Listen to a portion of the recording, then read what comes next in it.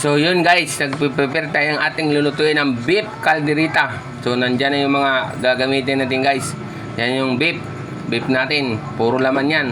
Tomato sauce, tomato paste, calderita mix, tapos reno, beef cubes, sibuyas, bawang, patatas, carrots, tapos bell pepper natin. Tapos may onion tayo dyan, spring onion. Tapos hinihiwa na natin yung baka natin, pulang-pula pa, press na press yung baka natin guys. Tapos binabalatan natin yung carrots at saka patatas, binabalatan na natin yan guys, for ready to na natin para tuloy-tuloy ang ating Saka napakasaya na guys kasi umabot na tayo ng 100,000 views. Yun, natin guys, papakuluan natin yung natin beef na mga isang oras natin pakuluan niya, palalambutin bago natin lagyan natin ng asin.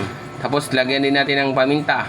Yan, lagyan natin paminta. Tapos hintayin natin ng isang oras yan. Kaya binusaot ko lang ito dahil nga may sounds kanina. Kaya sayang kasi mag-copyright naman tayo. Susunod natin yung balatan yung patatas natin. Para pag lumambot na yan siya, ready na yung mga sangkap nating natin. So, yan na.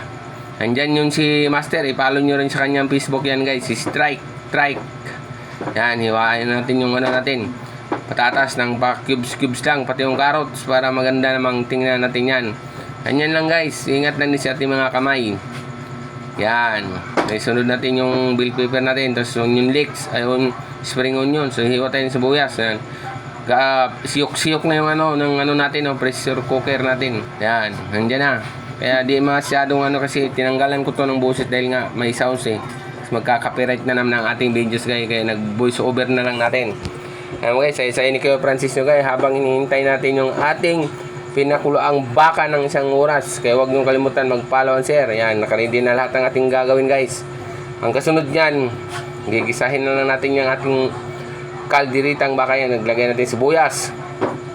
Kasi susunod natin yung bawang natin. Yan, napakasaya nyan guys. Halu-haluin lang natin, lagay natin yung beef natin. Puro laman yung ginawa kong kalderita guys. Kasi masakit, ayan, masarap Nasa inyo naman yan kung anong gusto nyo. Nilagay ko ng carrots, patatas dyan. Tapos beef cubes natin, sinasabaw. Lagyan natin ng magic sarap. Yan ang tunay na sarap. Lagyan natin ng asin. Tapos reno. Yan, inubos ko na yung isang reno dyan guys sa ating nilulutong beef calderita. Napakasarap yan ng aking lagyan natin tubig.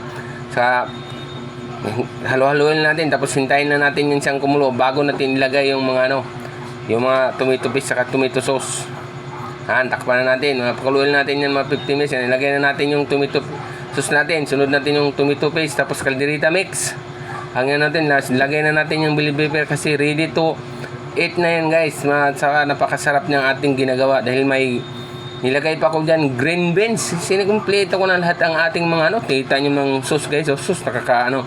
Tapos lagyan natin ng spring onion yan. Para naman maganda sa Tapos lalagyan natin yung green beans natin. Sus, napakasarap ng ginawa kong kalderita. Full course talaga yun guys, ang ginawa nating kalderita. Beef kalderita natin, napakasarap yan. Yan pa naman ang paano ni Diwata. Naghanap siyang marunong maggawa ng kalderita. Yan Diwata, nandito na ako. Gumagawa na ako ng kalderita. Sana ma-share nyo to, makarating kay Diwata ng Paris. Diwata Paris, idol ko yan Followers ako lahat sa mga niya. Yan guys, bottom up ang Kuya Francis nyo guys. Napakasarap. Kung yung kalibutan, mag-follow and share guys. Yan, nagkakainan na kami dyan guys. Kasi happy family ang aming ginagawa. Napakarami namin dyan Napakarami namin ulam dyan Ayan, may chicken joy. Ginawa kaming chicken joy dyan Sarap Tapos may inihaw pa kami na manok doon sa dulo. Ayan, nagkasimula na kami nagkainan Ayan, bye bye.